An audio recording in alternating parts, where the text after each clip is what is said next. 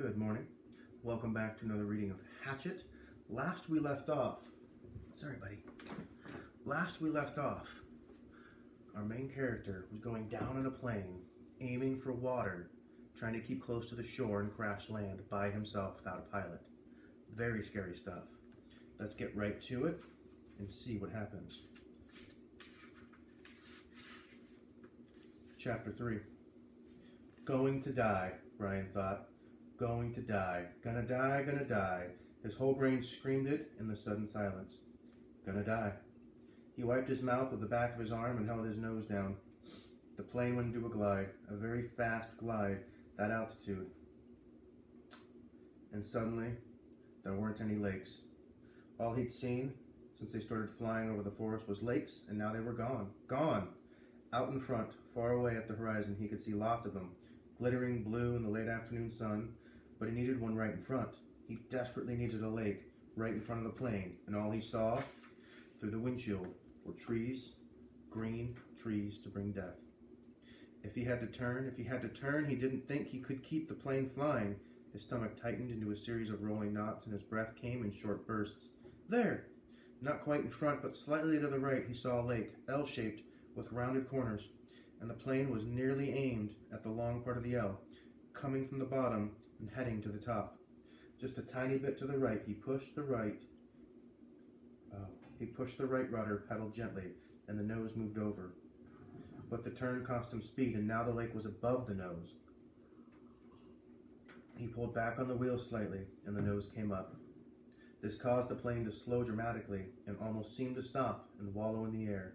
The controls became very loose, feeling and frightened Brian, making him push the wheel back. This increased the speed a bit, but filled the windshield once more with nothing but trees, and put the lake well above the nose, out of his reach. For a space of 3 or 4 seconds, things seemed to hang, almost stop. The plane was flying, but so slowly, it would never reach the lake. Brian looked out to the side and saw a small pond, and at the edge of the pond, some large animal. He thought maybe a moose, standing out in the water, also still looking, so stopped. The pond and the moose, the trees, as he slid over them now, only 300 feet off the ground, all like a picture. Then everything happened at once. Trees suddenly took on detail, filled his whole field of vision with green, and he knew he would hit and die.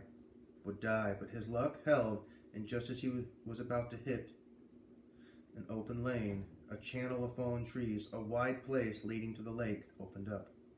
The plane committed, now to landing, to crashing, fell into the wide place like a stone, and Brian eased back on the wheel and braced himself for the crash. But there was a tiny bit of speed left, and when he pulled up on the wheel, the nose came up, and he saw the front of the blue of the lake. And at that instant, the plane hit the trees.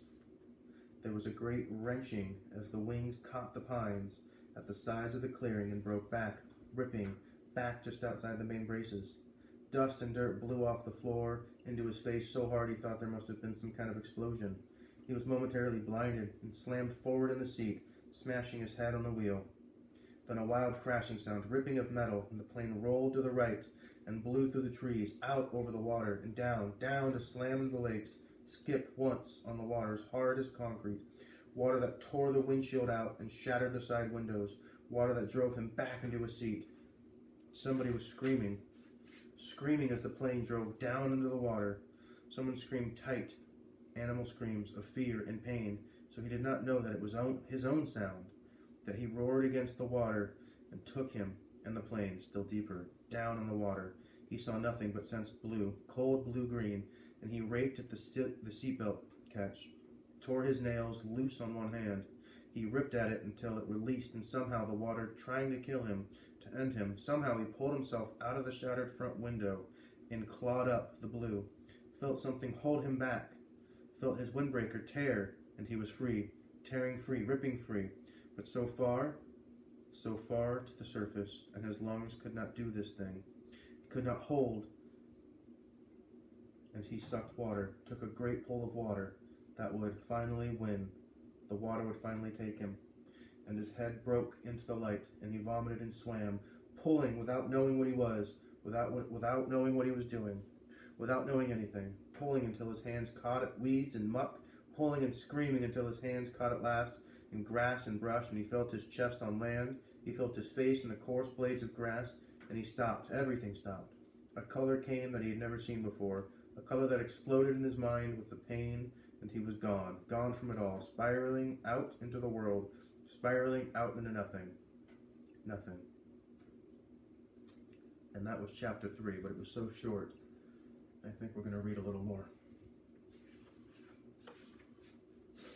The memory was like a knife cutting into him, slicing deep into him with hate. The secret. He had been riding his 10-speed with a friend named Terry. They'd been taking a run on a bike trail and decided to come back a different way, a way that took them past the Amber Mall. Brian remembered everything in incredible detail. Remembered the time on the bank clock in the mall, flashing 3:31, then the temperature, 82 degrees, and the date. All the numbers were part of the memory. All of his life was part of the memory.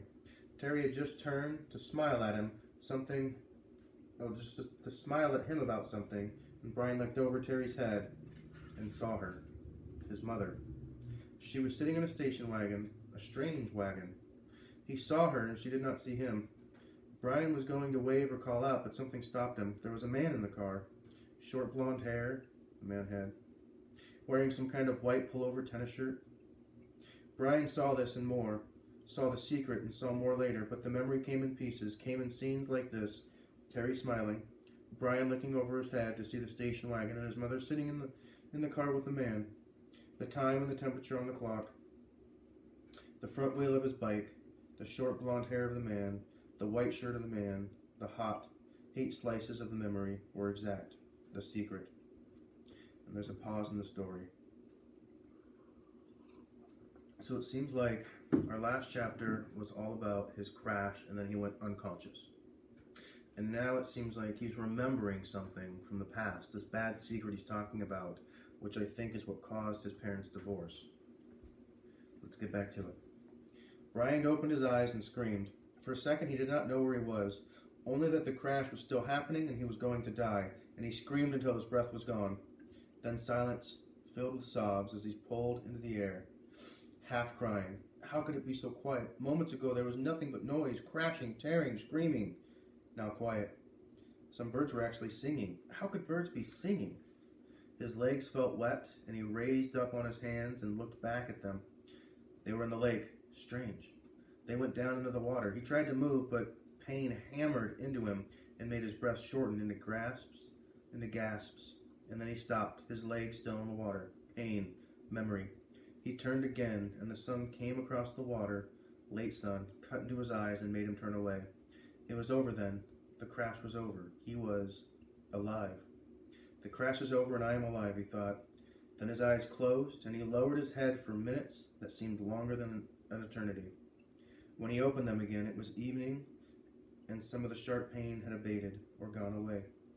And there were many dull aches, and the crash came back to him fully. Into the trees and out onto the lake. The plane had crashed and sunk in the lake, and he had somehow pulled free from the plane. He raised himself and crawled out of the water, grunting with the pain of every movement. His legs were on fire, and his forehead felt as if somebody had been pounding on it with a hammer. But he could move. He pulled his legs out of the lake and crawled on his hands and knees until he was away from the wet, soft shore and near a small stand of brush of some kind. Then he went down, only this time to rest, to save something for himself. He lay on his side and put his head on his arm and closed his eyes because that was all he could do now, all he could think of being able to do. He closed his eyes and slept, dreamless, deep, and down. And there's another pause. So it sounds like we heard the crash. He described the crash. Somehow pulled himself out. When he got to shore, he passed out. During his pass out, he was thinking back to what he had seen with his friend, and then he woke up, pulled himself out of the water, and then laid back down and fell asleep. So let's see what happens next. There was almost no light when he opened his eyes again. The darkness of night was thick, and for a moment he began to panic again. To see, he thought, to see is everything, and he could not. He turned his head without moving his body and saw that across the lake the sky was light gray, that the sun was starting to come up, and he remembered that it had been evening when he went to sleep. It must be morning now, he mumbled, almost a hoarse whisper to himself. As the thickness of sleep left him, the world came back. He was still in pain, all over pain. His legs were cramped and drawn up, tight and aching. His back hurt when he tried to move. Worst was a kneeing throb in his head and pulse with every beat of his heart. It seemed that the whole crash had happened to his head. He rolled onto his back and felt the sides of his legs moving things slowly. He rubbed his arms. Nothing seemed to be shattered or even sprained, at least not badly. When he was 9, he plowed his small dirt bike into a parked car and broke his ankle. He had to wear a cast for 8 weeks, and there was nothing now like that. Nothing broken, just battered around a bunch. His forehead felt massively swollen to the touch. He almost like a mound over his eyes. And it was so tender that when his fingers grazed it, he nearly cried. But there was nothing he could do about it, and like the rest of him, it seemed to be bruised more than broken. I am alive, at least, he thought. Alive. It could have been different. There could have been death. It could have been done. Like the pilot, he thought suddenly. The pilot in the plane, down in the water, down in the blue water, strapped in the seat. He sat up, or at least tried to. The first time he fell back, but on the second attempt, grunting with the effort, he managed to come to a sitting position and scrunch sideways until his back was against a small tree, where he sat facing the lake, watching the sky get lighter and lighter with the coming dawn. His clothes were wet and clammy, and there was a faint chill.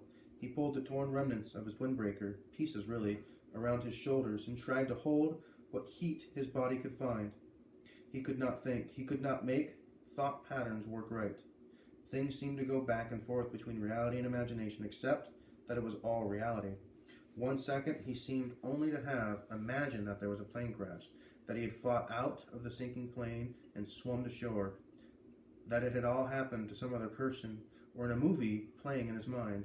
Then he would feel his clothes wet and cold, and his forehead would slash a pain through his thoughts, and he would know it was real, that it had really happened. But it was all so hazy, all in a haze world. So he sat and stared at the lake. He felt the pain come and go in waves, and watched the sun come over the end of the lake. It took an hour, perhaps 2. He could not measure time yet, and he didn't even care for the sun to get halfway up. With it came some warmth, small bits at first, and with the heat came clouds of insects, thick swarming hordes of mosquitoes that flocked to his body, made a living coat on his exposed skin, clogging his nostrils when he inhaled, poured into his mouth when he opened it to take a breath. It was not possibly believable. Not this. He had come through the crash, but the insects were not possible.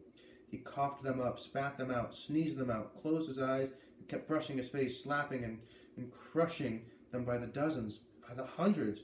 But as soon as he cleared a place, as soon as he killed them, more came, thick, winning, buzzing, masses of them. Mosquitoes, some small black flies he had never seen before, all biting, chewing, taking from him. In moments his eyes were swollen shut and his face puffy and round to match his battered forehead. He pulled the torn pieces of his windbreaker over his head and tried to shelter it, but the jacket was full of rips and it didn't work. In desperation, he pulled his t-shirt up to cover his face, but that exposed the skin of his lower back, and the mosquitoes and flies attacked the newer soft flesh of his back so viciously that he pulled his shirt back down. In the end, he sat with the windbreaker pulled up, brushed with his hands, and took it, almost crying in frustration and agony. There was nothing left to do, and when the sun was fully up and heating him directly, bringing streams of his wet clothes and bathing him in warmth, the mosquitoes and flies disappeared, almost as suddenly as they came. 1 minute he was sitting in the middle of a swarm, the next they were gone, and the sun was on him. Vampires, he thought. Apparently they didn't like the deep of night, perhaps because it was too cool, and they couldn't take the direct sunlight, but in that gray time in the morning, when it began to get warm, and before the sun was full up and hot, he couldn't believe them. Never in all his reading, in the movies he had watched on television about the outdoors, never once had they ever mentioned the mosquitoes or the flies. All they ever showed on the naturalist shows was beautiful scenery or animals jumping around having a good time. Nobody ever mentioned the mosquitoes and the flies. He pulled himself up to stand against the tree and stretched, bringing new aches and pains. His back muscles must have been hurt as well. They almost seemed to tear when he stretched, and while the pain in his forehead seemed to be abating somewhat, just trying to stand made him weak enough to nearly collapse. The back of his hands were puffy and his eyes were almost swollen, shut from the mosquitoes, and he saw everything through a narrow squint. Not that there was much to see, he thought, scratching the bites. In front of him lay the lake, blue and deep. He had a sudden picture of the plane sunk in the lake, down and down in the blue with the pilot's body still strapped in the seat, hair waving in the water. He shook his head, more pain. That wasn't something to think about. He looked at the surroundings again. The lake stretched out slightly below him. He was at the base of the L, looking up at the long part with the short part out to his right. The morning light and calm, the water was absolutely perfectly still. He could see the reflections of trees on the other end of the lake. Upside down in the water, they seemed almost like another forest, an upside-down forest to match the real one. As he watched a large bird, he thought it looked like a crow, but it seemed larger. It flew from the top, real forest, and the reflection bird matched it, both flying out over the water. Everything was green, so green it went into him. The forest was largely made up of pines and spruce, with strands of some low brush smeared here and there, and thick grass and some other kind of very small brush all over. He couldn't identify most of it, except the evergreens, and some leafy trees he thought might be aspens. He'd seen pictures of aspens in the mountains on television. The country around the lake was moderately hilly, but the hills were small, almost hummocks, and there were very few rocks except to his left. There lay a rocky ridge that stuck out overlooking the lake, about 20 feet high. If the plane had come down a little to the left, it would have hit the rocks and never made it to the lake. He would have been smashed, destroyed. The word came. I would have been destroyed and torn and smashed, driven into the rocks and destroyed. Luck, he thought. I have luck. I have good luck here. But he knew that was wrong. If he had good luck, his parents wouldn't have divorced because the secret, and he wouldn't have been flying with a pilot who had a heart attack, and he wouldn't be here where he had to have a good luck to keep from being destroyed. If you keep walking back from good luck, he thought, you'll come to bad luck. He shook his head again, wincing, another thing not to think about. The rocky ridge was rounded and seemed to be some kind of sandstone with bits of darker stone layered and stuck into it. Directly across from the lake, at the inside corner of the L, was a mound of sticks and mud rising up out of the water a good 8 or 10 feet. At first, Braden couldn't place it, but he somehow knew what it was. He had seen it in films. Then a small brown head popped to the surface of the water near the mound and began swimming off down the short leg of the L, leaving V ripples behind, and remembered where he'd seen it. It was a beaver house, called a beaver lodge, in a special he'd seen on the public channel. A fish jumped, not a large fish, but it made a big splash near the beaver. As if by signal, there were suddenly little slops all over the sides of the lake, along the shore, as fish began jumping, hundreds of them, jumping and slapping the water. Brian watched them for a time, still in the half-daze, still not thinking fully. The scenery was very pretty, he thought, and there were new things to look at, but it was all green and blue blur that he was used to. The gray and black of the city, traffic, people, talking, sounds all the time. The hum and whine of a city. Here, at first, it was silent, or he thought it was. But when he started to listen, really listen, he heard thousands of things. Hisses and blurps, small sounds, birds singing, the hum of insects, splashes from fish jumping. There were great noises here, but a noise he did not know, and the colors were new to him. And the colors and noise mixed in his mind to make green, blue blur. He could hear as a hissing pulse sound. He was still so tired, so awfully tired. And standing had taken a lot of energy somehow, had drained him. He supposed he was still in some kind of shock from the crash, and there was the pain, the dizziness, the strange feeling. He found another tree, a tall pine with no branches until the top, and he sat with his back against it, looking down on the lake, with the sun warming him. And in a few moments, he scrunched down and was asleep again. Okay, wow. So, he survived the crash. He's in a lot of pain. He's in a whole new different area. He's used to the city with people talking and loud noises and honking and all city noises and city colors, the gray of buildings, drab colors. And now he's here on this part of the forest with a bright blue and green and animal noises, and everything's so different. But he can't really muster the energy to do much more than stand for a short time before he goes back to sleep. Well, let's see what happens next time. I'll see you then.